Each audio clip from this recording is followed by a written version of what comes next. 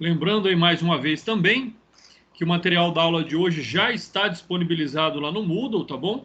E ao final da aula eu já disponibilizo também o vídeo da aula de hoje. A gravação da aula de hoje também, ainda hoje, já estará lá à disposição de vocês. Com relação ainda ao conteúdo da nossa avaliação, já informei quais são os artigos que serão cobrados lá no grupo do WhatsApp da sala de vocês, tá bom? Qualquer dúvida, qualquer questão aí, é só entrar em contato comigo. Começando a nossa aula, então, artigo 614 do Código de Processo Penal, né? É importante aqui que antes de nós iniciarmos a análise do artigo 614, nós façamos a leitura do artigo 612 e 613 para que não percamos aí, né, o fio da meada. O artigo 612 dizia assim: os recursos de habeas corpus designado o relator serão julgados na primeira sessão. Artigo 613. As apelações interpostas das sentenças proferidas em processos por crime a que a lei comine pena de reclusão deverão ser processadas e julgadas pela forma estabelecida nos artigos 610, com as seguintes modificações: exarado o relatório dos autos, passarão estes ao revisor, que terá igual prazo para o exame do processo e pedirá a designação de dia para julgamento. Inciso 2, os prazos serão aplicados ao dobro e o inciso 3º, o tempo para os debates será de 1/4 de hora. Então nós terminamos falando ali da diferença lá da apelação especial para a apelação comum, ou seja, né, o trâmite no tribunal em razão dessa situação, né, dessa particularidade, onde uma é inerente ali aos crimes de menor potencial ofensivo ou crimes, né, que não sejam apenados com reclusão, e no caso aqui, conforme expressa aqui o artigo 613, nós já temos aqui aqueles crimes do rito ordinário, onde existe a presença do relator, onde existe aqui também, né, um tempo superior para que sejam feitas para que seja feita a sustentação oral, e aqui no caso é de 15 minutos, e lá na apelação especial é de 10 minutos, conforme nós vimos então na aula passada. O artigo 614 diz que, no caso de impossibilidade de observância de qualquer prazo, dos prazos marcados no artigo 610 e 613, os motivos da demora serão declarados nos autos. Artigo 615, o tribunal decidirá por maioria de votos. Nós temos ainda aqui o parágrafo 1º do artigo 615, que diz o seguinte: havendo empate de votos no julgamento de recursos, se o presidente do tribunal ou câmara ou turma não tiver tomado parte da votação, proferirá o voto de desempate. No caso contrário, ou seja, dele ter feito parte já desses votos, prevalecerá a decisão mais favorável ao réu. Então percebam aqui também que nós temos aí o indúbio pro réu em caso de empate em que não haja a possibilidade do presidente, né, ali da Câmara ou da turma, poder desempatar. Parágrafo 2º, o acórdão será apresentado à conferência na primeira sessão seguinte, já do julgamento, ou no prazo de 2 sessões, pelo juiz incumbido de lavrá-lo. Artigo 616. No julgamento das apelações, poderá o tribunal, câmara ou turma proceder a novo interrogatório do acusado, reinquirir testemunhas ou determinar outras diligências. Então, vamos lá, né? Então, na continuidade da aula da semana passada, o artigo 614, 15 e 16, eles nos trazem, então, o que é que acontece, qual é a dinâmica após o julgamento ou durante o julgamento dos recursos das apelações no tribunal, né? Então percebam que o artigo 614 ele traz para nós a figura do prazo impróprio em razão do tempo de julgamento, do tempo de manifestação dos recursos. O artigo 615 fala aqui para nós que haverá a decisão por maioria de votos, e aqui nós temos que considerar a maioria simples, tá? Não é maioria absoluta, mas é maioria simples, neste caso. O parágrafo 1º fala da possibilidade de um desempate caso o presidente não tenha feito parte da votação. Caso ele tenha feito parte, sempre ali será decidido, então, favoravelmente ao réu. O parágrafo 2º fala também aqui da questão da necessidade de conferência deste julgamento, dessa tira de julgamento, né? E isso será feito na sessão seguinte, então demora ali alguns dias, demora ali uma semana, até que você tenha um acórdão concluído referente ao julgamento daquele recurso. E no artigo 616, ele vem trazer para nós aqui a possibilidade de realização de diligências, né?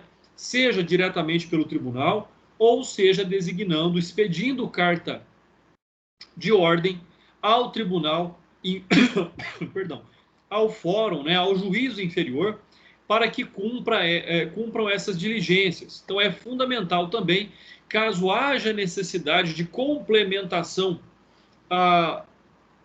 do subsídio ali, fortalecedor, né, embasador do julgamento, pode o tribunal também aqui confirmar, né, realizar diligências. Isso é um fato que demonstra aí a liberdade que o tribunal tem para também decidir conforme o seu discernimento. Lógico que caso ele compreenda, caso o tribunal interprete que deva se confirmar alguma prova ou realizar alguma outra diligência, existe toda a liberdade, toda a possibilidade, né? Seja ali praticando o ato de ofício, ou seja, a expedição de carta de ordem, ou seja, aquela carta onde vai determinar que o juiz de instância inferior cumpra determinada diligência dada pelo tribunal. Então, com relação à lentidão dos julgamentos, nós sabemos que esse é um grande problema do sistema judiciário brasileiro. Nós sabemos que o judiciário brasileiro, ao passo em que ele é muito bem estruturado, né, existe também aí uma demanda incorrigível de ações, né, e nós vemos também a questão, muitas vezes, aí, da falta de funcionários, da questão da sobrecarga de trabalho para os juízes, né? Então tem todo esse aspecto. É lógico, né, que algo poderia ser feito aí para contribuir, para colaborar, para que não houvesse essa lentidão, como por exemplo o cumprimento de horas, né, a exigência de metas a serem cumpridas, né? Então são fatos aí que poderiam acontecer, né? Juiz, como qualquer outro funcionário, ter que cumprir horário dentro do fórum, ter lá também o seu ponto digital. Então, seriam questões aí bastante importantes, ou simplesmente, agora no trabalho remoto, no home office, também, né, buscar ali condições e fornecer condições também para que esse trabalho seja cumprido com maior celeridade. E diz, então, com relação a essa situação, né, a jurisprudência do STF, que não há que se cogitar de desídia judicial na tramitação do recurso de apelação da defesa no Tribunal Regional Federal da Terceira Região. O acórdão recorrido harmoniza-se com a jurisprudência desse tribunal no sentido de não se proceder à alegação de excesso de prazo quando a complexidade justifica a tramitação mais alongada do processo. Então, aí, para este recurso, negou-se provimento. É lógico também que nós temos que levar em consideração aí, e a jurisprudência aborda isso de uma forma bastante importante, né? Além da questão do prazo impróprio para magistrados, para julgamento de recursos, o fato também de que não há nenhum interesse do judiciário em não ser célere, em não ser ágil, porque quanto mais ele demora, mais se acumulam em serviços, né? E lógico, nós não podemos comparar também processos simplesmente porque em razão do rito ou em razão do crime em si, né? De fato, aí leva-se em consideração também a complexidade jurídica de cada processo, de análise, quantidade de provas, testemunhas e fatos aí nesse sentido também. Quanto à execução dos atos, né, e onde eu comentei com vocês que ele pode ser realizado tanto pelo tribunal, como também, né, mediante ali carta de ordem, deverá ser realizado pela comarca, pela instância jurídica inferior, né, seja lá pela oitiva do réu, seja pela oitiva de testemunhas, depoimentos, né? Então é fundamental aí também que não hajam dúvidas para que se possa julgar um recurso, já que muitas vezes seria ali o ato de esgotamento da possibilidade jurídica, muitas vezes para a confirmação ou para a reforma da decisão de primeiro grau. Então esse também é um fato bastante importante, e a jurisprudência do STJ diz que o artigo 616 do Código de Processo Penal estabelece uma faculdade do órgão julgador diante da análise do conjunto probatório, ou seja, ele pode aceitar aquele conjunto probatório que lhe foi exposto, ou ele pode também aqui, né, garantir a realização, a confirmação dessas provas.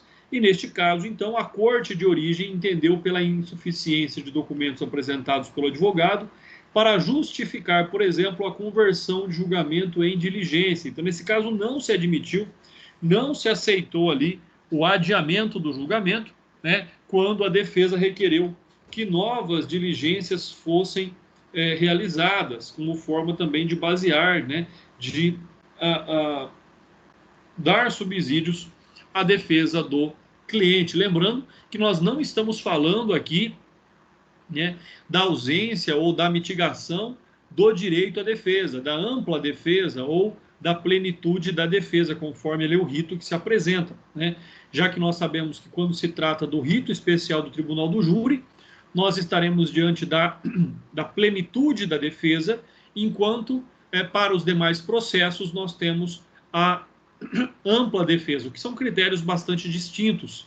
Plenitude de defesa e ampla defesa são critérios aí bastante distintos. Quanto à natureza dessas diligências, então, que pode o tribunal determinar, nós temos ali que, na verdade, o que se busca é um alargamento do campo da matéria em debate, ou seja, tentando se esgotar de todas as formas, né, para que não fique ali a configuração da supressão da instância ou cause a nulidade do processo. Então, esse é um fato bastante importante, né? O que vem dizer é que é inadmissível o procedimento do tribunal de produzir novas provas. Então, na verdade, não são novas, das quais não tem e não teve por ocasião a sentença. Eles não podem também ali produzir aquilo que não foi apreciado pelo juiz quando lá da sentença de primeiro grau. Mas o que se presume aqui, o que se pode acontecer, na verdade, seria um mero esclarecimento, tá? Então, quando for necessário esclarecimento, né, alguma situação mais compatível ali, para que se possa garantir que o recurso seja julgado em toda a sua plenitude de interpretação, isso é bastante importante, né? Por quê? Porque se produzirem novas provas, elas também não estarão lá diante do duplo grau de jurisdição, não haverá contraditório, então isso vai ferir de morte ali a garantia processual. Então, o que nós podemos concluir é que essas novas diligências elas são possíveis desde que realizadas para confirmação, para o exaurimento da interpretação das provas já constantes do processo. Quando, então, nós abordamos aí o artigo 617, vem dizer para nós que o tribunal, câmara ou turma atenderá nas suas decisões ao disposto dos artigos 383, 386 e 387, no que for aplicável, não podendo, porém, ser agravada a pena quando somente o réu houver apelado da sentença. Então percebam aqui, nós temos um fato também aí bastante importante, uma garantia jurídica, que o Ministério Público se conformando com a decisão muitas vezes condenatória de primeira instância e não recorrendo dela, o réu assim ainda recorrendo, demonstrando seu inconformismo para com a sentença de primeiro grau, ele terá a garantia de que, quando subir somente o seu recurso para o tribunal, né, no máximo manterá-se aquela sentença de forma inalterada. Qualquer decisão, qualquer reforma só poderá vir para benefício do réu, não para piorar aquela sentença. O tribunal não pode aumentar, não pode piorar aquela condenação, não tendo não tendo tido ali nenhum questionamento por parte do Ministério Público, né? Então percebam, se o recurso é somente da defesa, o máximo que pode acontecer é ficar como está. Não há nenhum prejuízo. Não poderá o tribunal ampliar ali, aumentar aquela condenação. Agora, se o recurso for tanto da defesa quanto da acusação, pessoal, aí tudo pode acontecer. Pode ser acatado, por exemplo, pode ser rejeitado o recurso da defesa e acatado o recurso da apelação para aumentar a pena, para reconhecer uma qualificadora que não foi reconhecida pelo magistrado e assim por diante, né? Então nós temos que levar em consideração esses dois aspectos. Ou seja, né, o que diz aqui o artigo 617 é que se o recurso for somente da defesa, não haverá possibilidade jurídica do tribunal reformar aquela decisão, né, pela análise somente do recurso da defesa e assim, então, piorar, condenar o réu em uma pena maior. Então fica aí também essa análise bastante importante. Quando nós tratamos ali, fala que ele vai cumprir as determinações, né, do artigo 383, o que é que significa isso? É a hipótese, na verdade, de uma nova definição jurídica, ou seja, é possível ali que haja uma desclassificação para um outro crime, né? E isso é um fato bastante comum acontecer. Então, nós temos essa possibilidade, assim também como considerar determinado motivo. O que é que significa isso? Né? Os motivos torpes, os motivos fúteis, os motivos que tornam aquele crime privilegiado. Então, nós estamos falando aqui de todas as circunstâncias cabíveis ao caso concreto, sejam elas benéficas ou não ao réu. Lembrando que se o recurso for só da defesa, não pode piorar a situação do réu, né? Então, nessa situação, o que é que não pode? Não pode o tribunal, então, aplicar uma pena mais grave quando somente o réu recorreu, conforme lá o disposto também no artigo 384 do Código de Processo Penal. Então, ele pode reanalisar, ele pode ali analisar as circunstâncias, mas quando for um recurso somente do réu, a pena não poderá exceder aquilo que já constava da sentença de primeiro grau. E para reforçar isso que eu estou dizendo, nós temos aí a súmula 453 do STF, que diz: não se aplicam à segunda instância, o artigo 384, parágrafo único, né, atuais parágrafos 1º a 5º, porque teve uma alteração também legislativa aí, do Código de Processo Penal, que possibilitam dar nova definição jurídica ao fato delituoso em virtude de circunstância elementar não contida, explícita ou implícita na denúncia ou na queixa. Então, ou seja, ele não pode também compreender de uma forma totalmente distinta dos fatos narrados ali na acusação. Então, essa é uma situação bastante pertinente e isso vai determinar, então, uma questão muito importante quando nós analisamos essa situação, tá? Então, nós temos que analisar tanto essa questão da possibilidade da análise, quanto também do vínculo que se cria entre as provas apresentadas, as provas produzidas e a sentença de primeiro grau. Então, isso é um fato aí também que acaba criando uma certa vinculação ao desembargador quando do julgamento do recurso.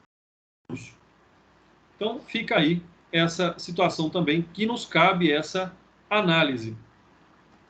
Na sequência aí, a aplicação do artigo 386. Nós sabemos que o artigo 386 é aquele naturalmente utilizado para a fundamentação da absolvição, né? Ou seja, é uma situação que faz com que nós tenhamos aí uma situação bastante interessante que é, né, que o tribunal também pode fundamentar, às vezes, a reforma daquela decisão condenatória, seja pelo SPEC, pela autoria ali do reconhecimento da absolvição, que ela poderá ser fundada em razão da inexistência da provada inexistência do fato ou de não haver prova da existência do fato.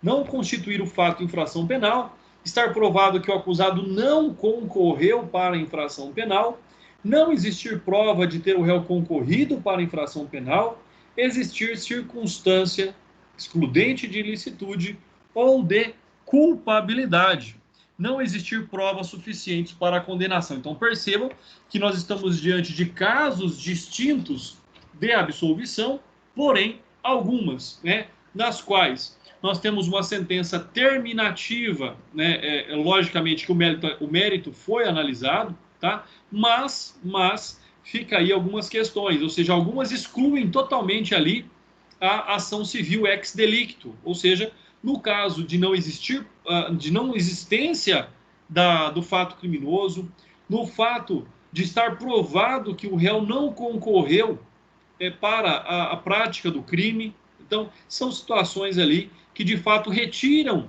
né, o nexo de causalidade da prática do ilícito. Então, é um fato aí bastante relevante também. Uma outra circunstância que nós temos que compreender aqui, né, dessa análise que o tribunal fará sobre a sentença de primeiro grau, né, sobre o recurso interposto contra a sentença de primeiro grau, é que existe sempre a possibilidade da reforma pela absolvição. Então, esse é o grande objetivo, muitas vezes, do recurso. Por que eu digo muitas vezes? Porque não é sempre que o advogado pede absolvição. Muitas vezes o advogado pede uma classificação diferente do crime, muitas vezes o advogado pede somente um regime diferente para o cumprimento da pena. Então, é necessário aqui que façamos essa análise e a aplicabilidade, então, do artigo 386 nas decisões do tribunal quando da reanálise de uma sentença de primeiro grau provocada por um recurso. E aí nós sabemos que o recurso é o recurso de apelação. Quanto ao artigo 387, né, também e se ele resolver condenar o réu, como é que ele fará isso? Sobre qual aspecto ele fundamentará pela confirmação de uma condenação ou simplesmente pela reforma de uma sentença absolutória, né, para que passe ali a viger a sentença condenatória. Então, nessa situação, a análise que se faz sobre esse artigo, ela está diretamente ligada, então, a alguns aspectos fundamentais, ou seja, quando o tribunal, então, resolver condenar o réu no caso de recurso apresentado pelo Ministério Público, então nós estamos diante de uma sentença absolutória, da qual o Ministério Público, não se conformando, recorreu, e aí, então, fixar a pena de acordo com o preceituado lá no artigo 387 do processo penal. E diz, então, o artigo 387. Vamos aqui abrir o código e verificar qual é a redação do artigo 387. Ele vai dizer o seguinte: o juiz, ao proferir sentença condenatória, mencionará as circunstâncias agravantes ou atenuantes definidas no Código Penal e cuja existência reconhecer, mencionará as outras circunstâncias apuradas e tudo mais que deva ser levado em conta na aplicação da pena, de acordo com o disposto nos artigos 59 e 60 do Código Penal, aplicará as penas de acordo com essas conclusões. Inciso 4º, fixará valor mínimo para reparação dos danos causados pela infração, considerando os prejuízos sofridos pelo ofendido. Inciso 5º, atenderá quanto à aplicação provisória de interdições de direitos, medida de segurança e todos os dispostos ali no título 11 deste livro. Determinará se a sentença deverá ser publicada na íntegra ou resumo e designará o jornal que será feita essa publicação. Parágrafo 1º, o juiz decidirá fundamentadamente sobre a manutenção ou, se for o caso, a imposição de prisão preventiva. Bom, aqui já não caberia a nossa análise. Por quê?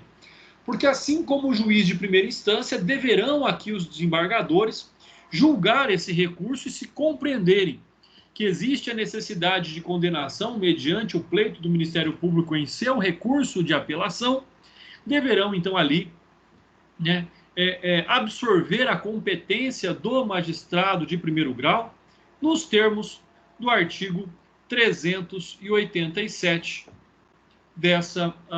desse dispositivo, ou seja, do Código de Processo Penal. Então é importante lembrar que não era um julgamento de competência originária do tribunal, mas ele passa assim a ter em razão do fato de que nós não temos aí um dispositivo próprio, né, para fundamentar a condenação, né, a reforma da decisão absolutória pelo tribunal, senão utilizar os mesmos requisitos que deveriam ser utilizados pelo magistrado de primeiro grau para que ele pudesse também condenar. Então, é uma competência aí extensiva ao tribunal sobre o mesmo aspecto. Fundamentação do acórdão. Percebam aqui o que eu digo, né? Assim como a sentença condenatória, assim como a sentença absolutória, também aqui os desembargadores deverão fundamentar as suas decisões. E nós sabemos que o acórdão substitui a sentença de primeiro grau. Então percebam, né? A partir do momento que você tem um acórdão, seja ele condenatório ou absolutório, nós temos a substituição de uma decisão, ou seja, não há que se falar mais em sentença, mas tão somente em acórdão. Então esse é um fato bastante importante. E sobre essa questão, ou seja, sobre todos os preceitos constitucionais essenciais, né, das quais ali estão incumbidos os órgãos do Poder Judiciário, de que eles não são eleitos pelo povo, como são, por exemplo, nos Estados Unidos.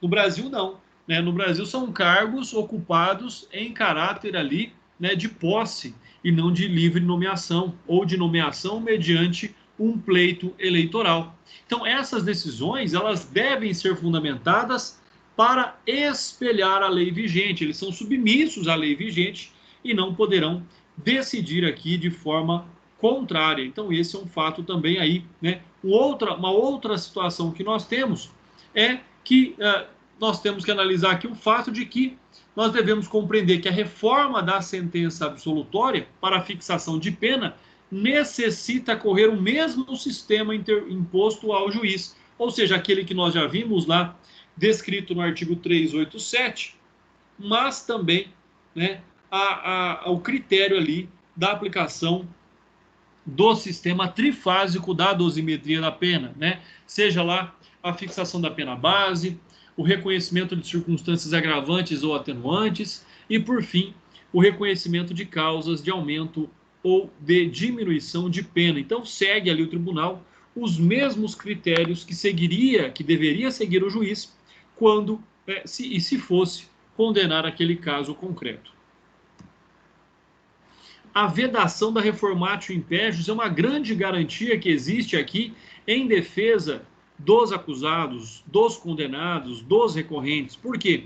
Porque imagina se ele já foi condenado, né? Não há recurso pelo Ministério Público, e assim ainda ele tivesse medo de recorrer, né, para discutir a sua situação, porque poderia lá ser agravada a sua condenação. Então isso inibiria muitas vezes aí que houvesse recursos. E isso não acontece, né? A reformatio in melius, ou seja, para melhor, ela é possível em qualquer aspecto.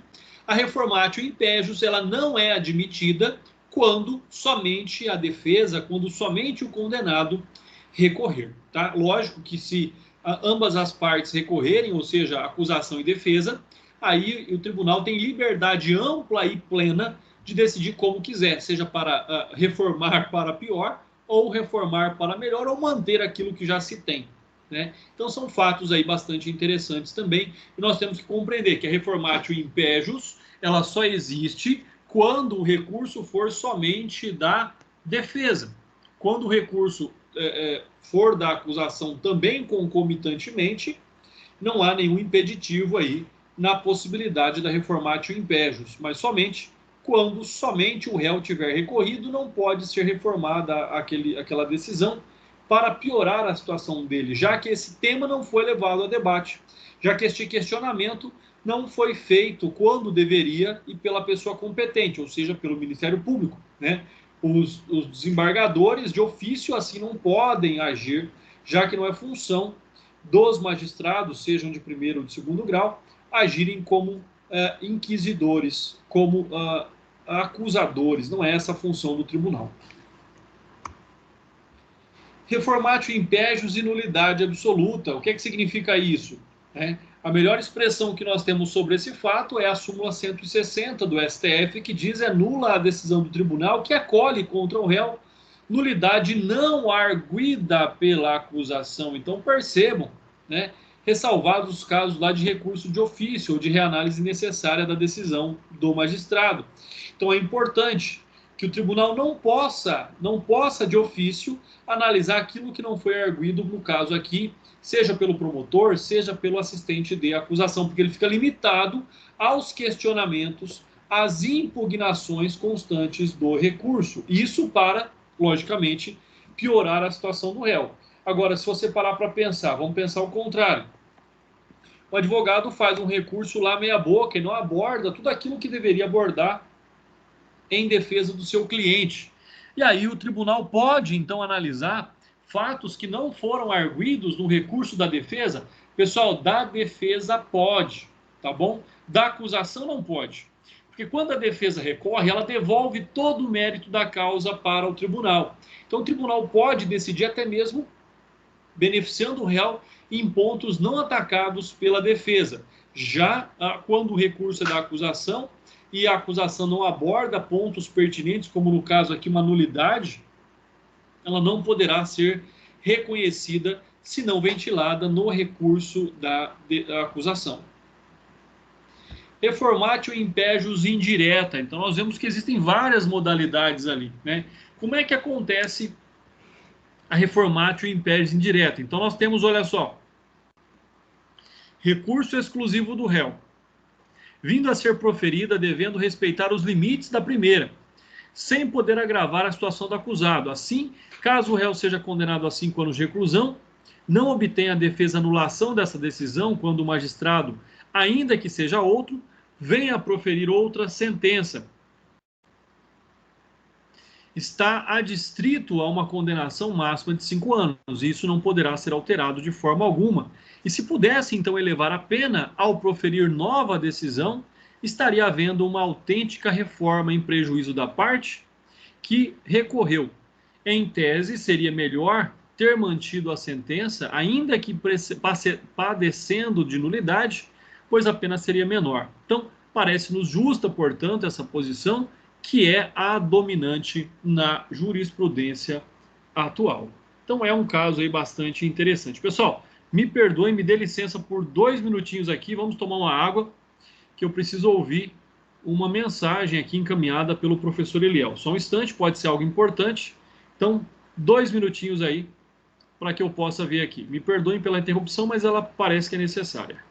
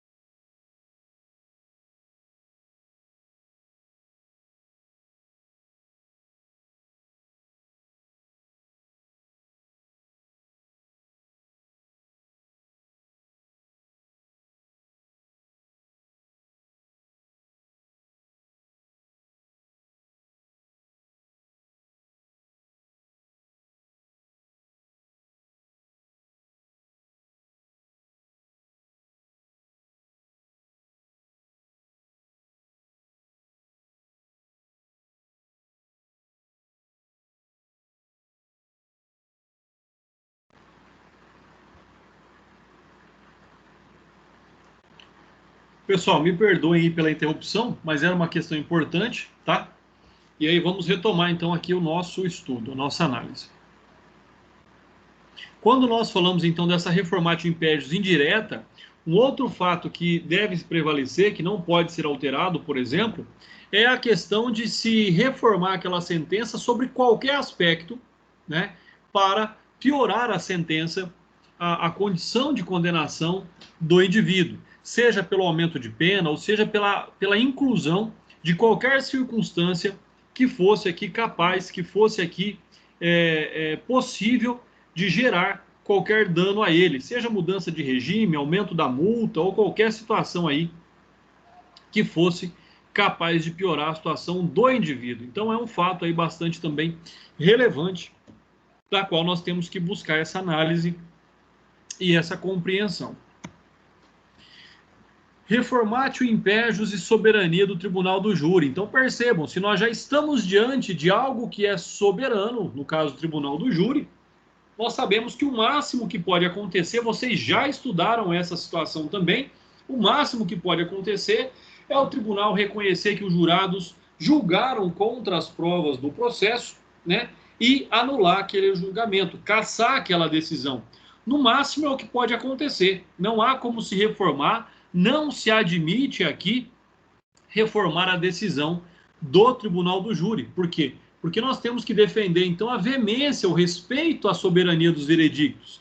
Então, é preciso considerar que a ampla defesa, com os recursos a ela inerentes, também é um princípio constitucional. Então, pode recorrer? Claro que pode, é um direito garantido. Porém, a soberania dos veredictos é um fato também bastante importante, também é uma garantia constitucional, e isso determina que, no máximo, um recurso da defesa com relação à decisão do júri, tudo bem, até ali, o que vai poder acontecer é, mais uma vez, somente anular, cassar aquela decisão. Olha só poderá, então, anular aquela decisão, né? Certo que os jurados são soberanos, mas não é menos certo afirmar que os princípios constitucionais devem se harmonizar. Então, existe o direito ao duplo grau de jurisdição, existe o direito aqui a que uma injustiça não prevaleça, mas assim ainda garante-se a soberania dos veredictos sobre o aspecto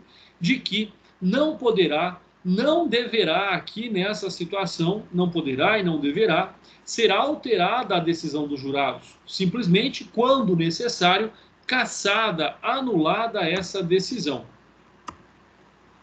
Reformatio impejus e alteração do regime de cumprimento da pena. Da mesma forma, né? Isso aqui, pessoal, é uma regra geral. Se o recurso for somente da defesa, não pode mudar o regime, porque não foi objeto de discussão. Se o recurso é um recurso expresso do Ministério Público, né? Nessa situação, ainda que se refira a um regime imposto por lei, é o que ocorre, por exemplo, quando o magistrado, em se tratando de crime cuja pena atinge o patamar máximo a 8 anos de reclusão, em lugar de aplicar o regime fechado, ele aplica o regime semiaberto, não há impedimento nenhum.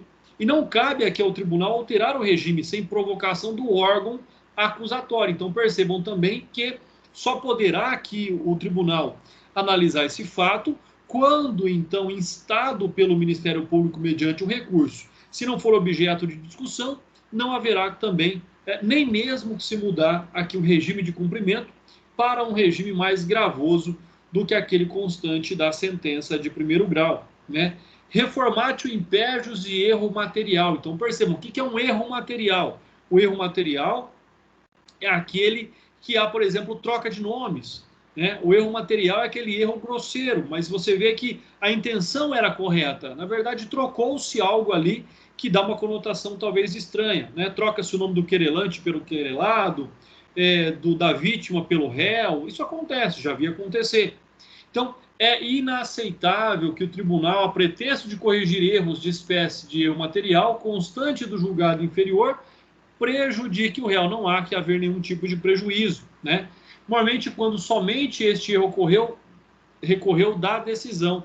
Quem deveria ter zelado pela perfeita correção da sentença é o estado da acusação ou até mesmo o querelante, por meio lá dos embargos de declaração, por meio de qualquer outro recurso ali da decisão que pudesse buscar a correção desse erro material. Então, não cabe ao tribunal corrigir erros materiais que possam, de alguma forma, prejudicar o réu. Artigo 618.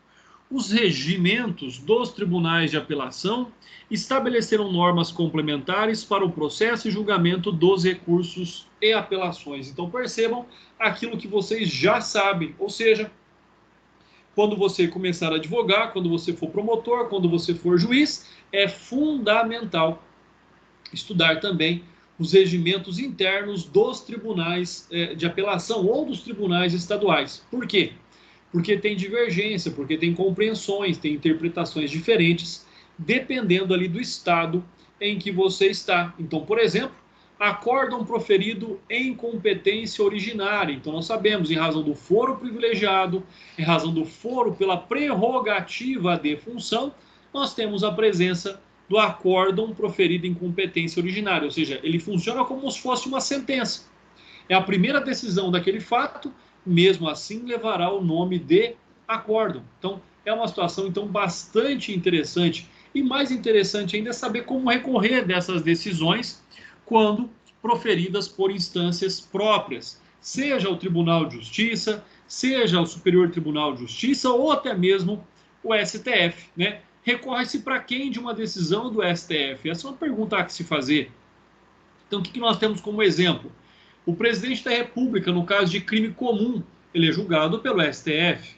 O governador é julgado pelo STJ, né? O juiz de direito, na mesma hipótese, trata-se do Tribunal de Justiça. Então, se o juiz comete um crime comum, será julgado pelo Tribunal de Justiça. Então, percebam que eles galgam aí, né, competências em razão própria. Então, não há aqui nenhuma possibilidade de haver recurso ordinário. E não existe, nesse caso, o duplo grau de jurisdição é entendido como a assunção obrigatória de apelo para a segunda instância para análise de mérito da causa. Não quer dizer que não haja recurso nenhum. Quer dizer que não há aqui a hipótese desse apelo obrigatório. Não há aqui a hipótese, por exemplo, né, no caso do STF, de recurso. Vai recorrer para quem? Não tem para quem mais recorrer. Né? Enquanto nós estivermos no Tribunal de Justiça e no STJ, sim, é claro que cabe recurso, mas do STF já não há recurso mais a ser analisado. E aqui ainda, nessa noite, nós falaremos sobre os embargos. Pessoal, o que é um embargo? E no caso aqui, o embargo de declaração.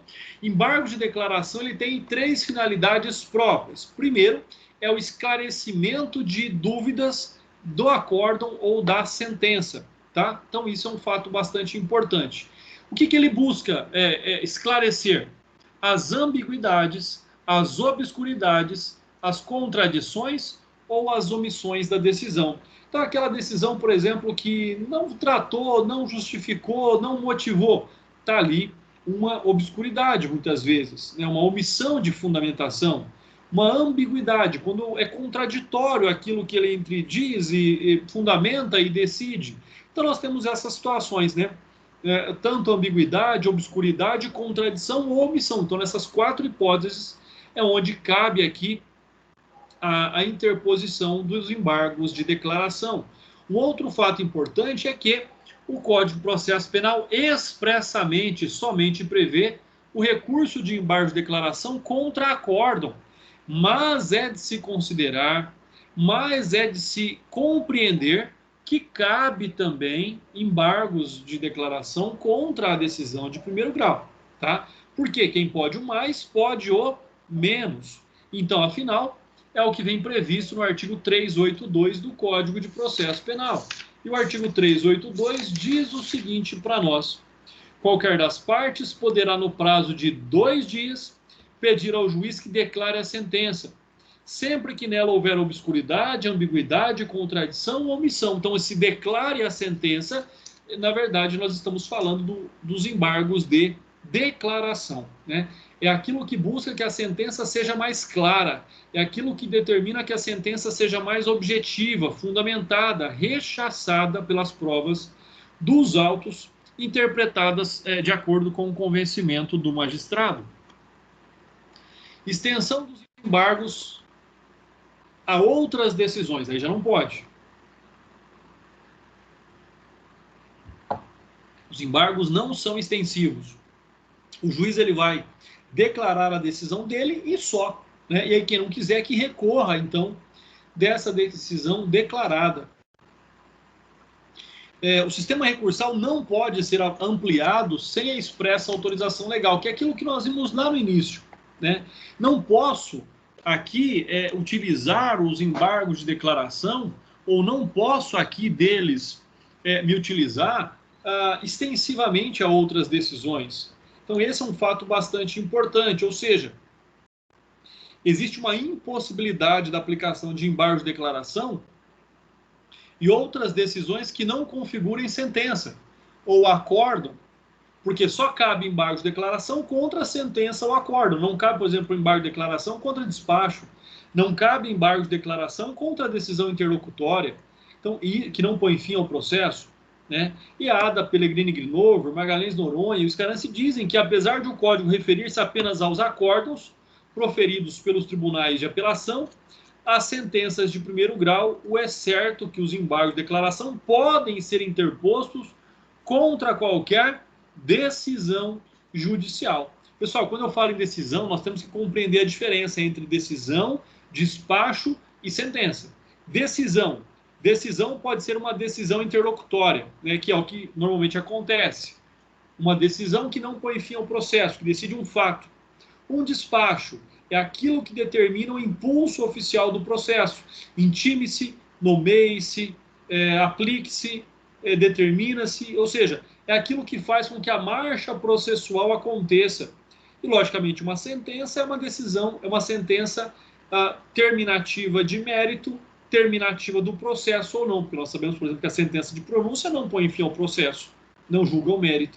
Então, sentença é uma decisão, né, que seja no regime especial, no rito especial, no rito comum, ela tem ali um poder diferente, ela tem uma análise sobre o fato concreto, que não as decisões ou os despachos. Né? E o acórdão, nós acabamos de ver, é essa decisão após a análise da sentença de primeiro grau, em razão da provocação do recurso da defesa, da acusação ou das duas partes.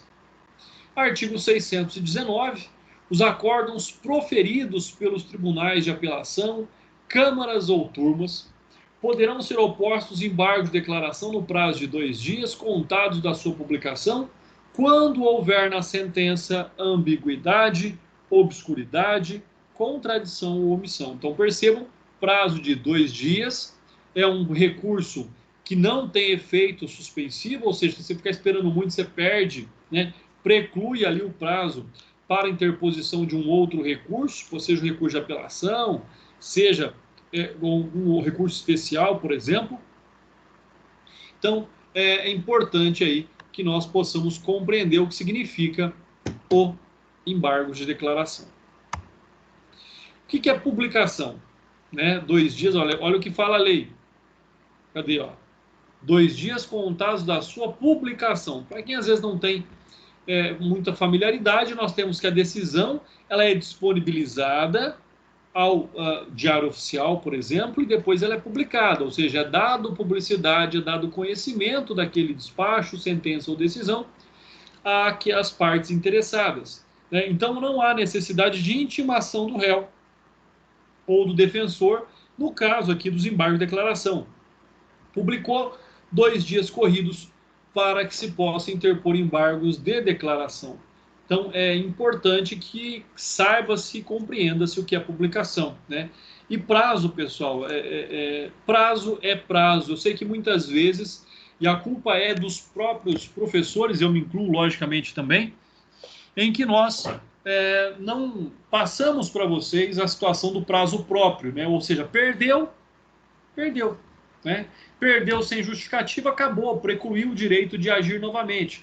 Não, mas dá de novo, faz de novo. Tudo bem, mas na vida séria, na vida adulta, não é assim que funciona. Prazo é prazo. Perdeu, né? Muitas vezes não tem como ser recomposto, não tem como pedir a devolução do prazo.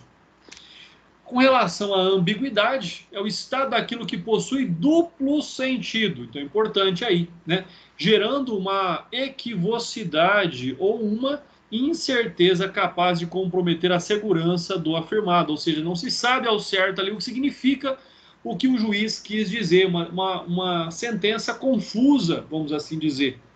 Quando nós buscamos a obscuridade, é o estado daquilo que está difícil de entender. Imagina uma sentença toda em latim, né? Gerando confusão ou até mesmo a ininteligência. Não sei nada do que está escrito ali. No receptor da mensagem.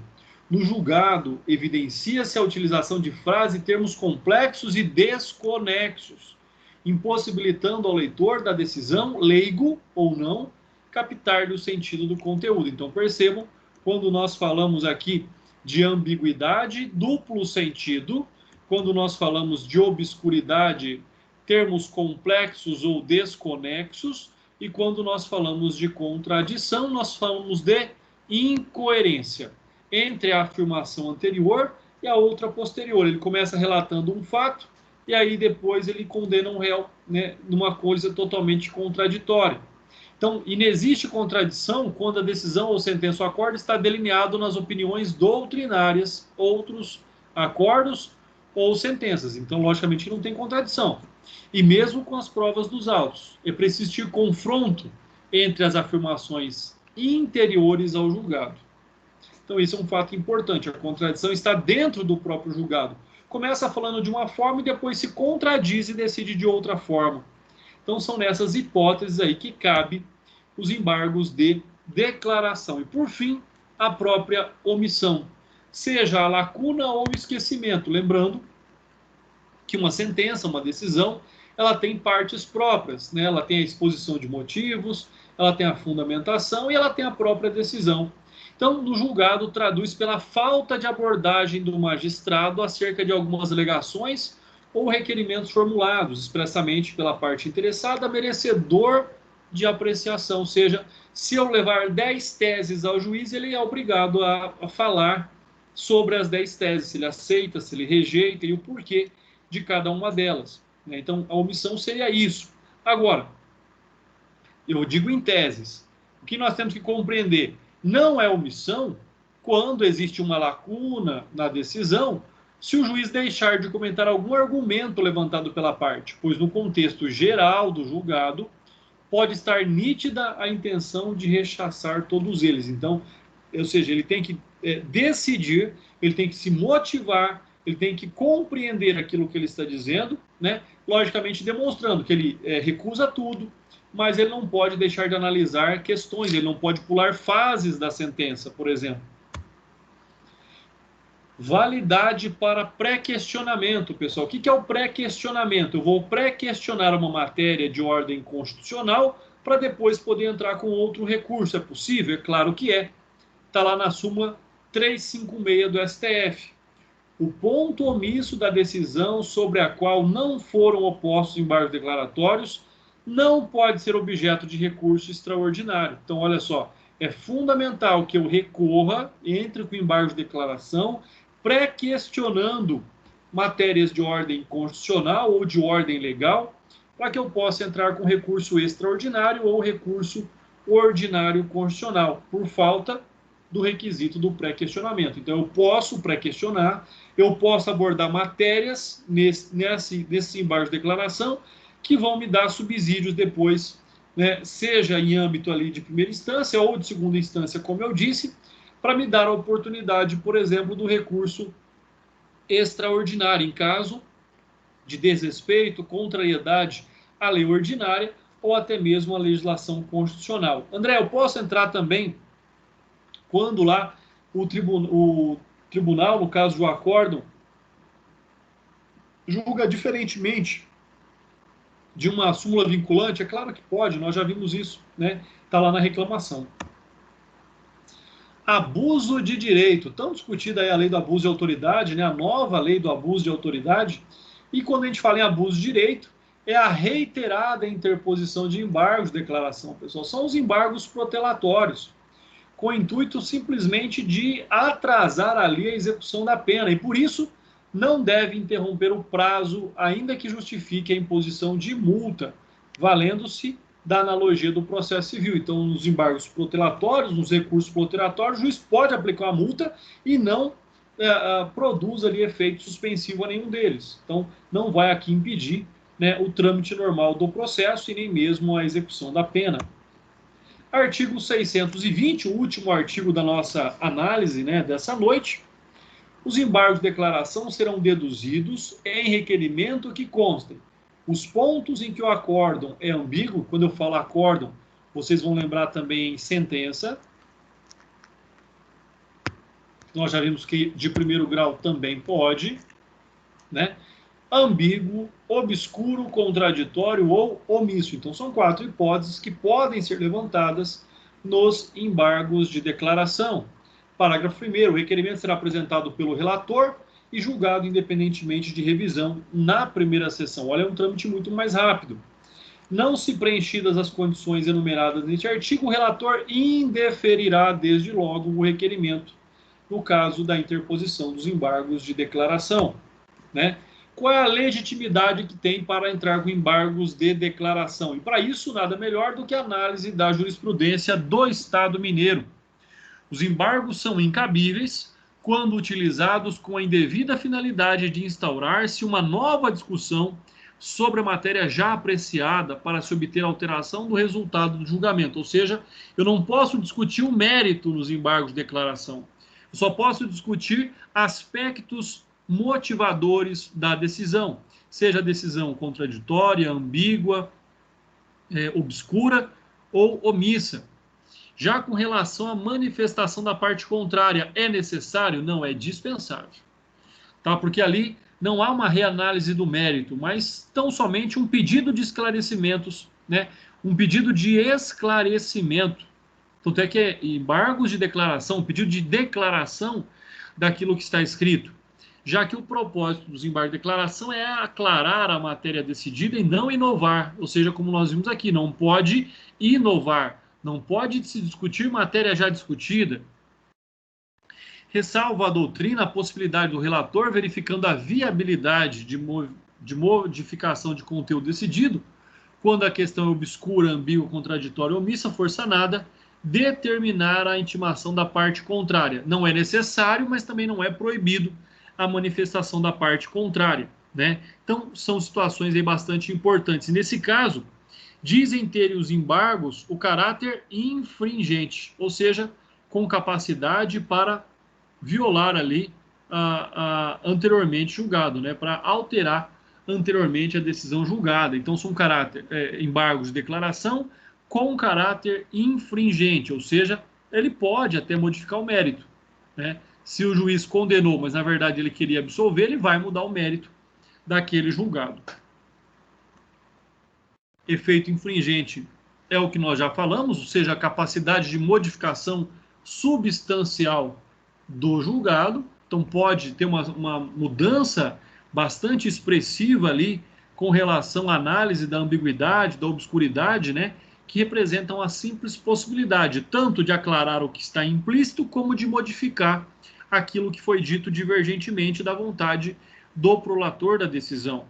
Indeferimento liminar dos embargos, logicamente, seria aqui a inépcia, né, seria aqui a rejeição, o não seguimento, quando ele não preencher os requisitos, ou seja, quando não ficar claro que a objetividade dele são aqueles 4 requisitos dos embargos de declaração. E dessa decisão, cabe então agravo regimental para o próprio tribunal, para que possa fazer ali, então, receber e analisar os embargos de declaração. Condições exaustivas. Não se trata de um rol meramente exemplificativo, mas que esgota as hipóteses de recebimento e processamento dos embargos de declaração. Assim, é preciso que haja, pessoal, mais uma vez, se você não deixar claro o que você está embargando, não terá nenhum fundamento, não terá nenhuma capacidade de análise dos seus embargos de declaração. Por isso, que sempre pautado em critérios de ambiguidade, obscuridade, contrariedade, omissão. André, pode ter os 4? Pode ter um só deles, também pode. Vai depender, logicamente, da análise do caso concreto. Interrupção de prazo de outros recursos, né? Como é que funciona, então? Trata-se de decorrência natural da interposição de embargos. Afinal, se a busca pelo esclarecimento do que é confuso ou lacunoso e não existe razão de apresentar outro recurso qualquer antes de ser consertado o equívoco gerado. Por isso que são poucos dias o prazo para a interposição dele, né? E aí, então, se for oferecido, deve ser sobrestado o seu prosseguimento, ou seja, ele tem aí, então, essa suspensão do prazo para a interposição de outros recursos. Ele não tem efeito suspensivo para não cumprir a decisão judicial. Ele tem efeito suspensivo com relação a essa postergação de prazo para os demais recursos, porque eu posso me dar por satisfeito com os embargos de declaração, como não. E se eu não estiver satisfeito, então eu poderei ali entrar com outro recurso após os embargos de declaração. Embargos dos embargos. Trata-se de situação viável, pois nada impede que o acórdão proferido no julgamento dos embargos de declaração proposto também peça algum vício, ou padeça de algum vício autorizador de um novo esclarecimento. Então, eu posso entrar com embargos de declaração, da decisão eu posso entrar com outro embargos de declaração. Lógico que você corre o risco, se não for muito bem fundamentado, dele ser considerado, né, como apenas ali protelatório e ter a multa aplicada contra quem o interpôs. Sobre esse aspecto, esses eram os slides que nós teríamos para analisar hoje, pessoal. E eu estou aqui, então, agora à disposição de vocês para que nós possamos aí tirar as dúvidas, para nós possamos comentar essa matéria, tá? Qualquer coisa que vocês precisem, eu estou aqui agora à disposição de vocês. Professor André, boa noite.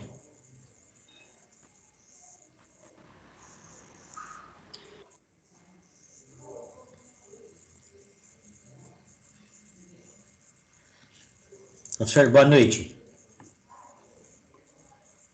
Ficou mudo o meu ou do senhor? Não sei.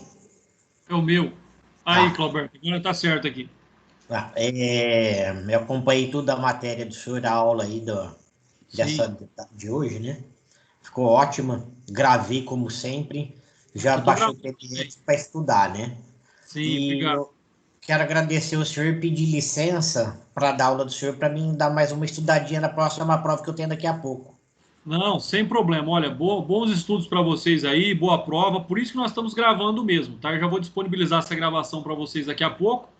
E qualquer dúvida que vocês tenham, vocês sabem que vocês podem entrar em contato comigo pelo WhatsApp. Vocês têm liberdade aí de entrar em contato comigo, tá bom? Muito Então, um obrigado, forte senhor. abraço para vocês, bons estudos e boa prova aí para vocês. Tirem boas Amém. notas.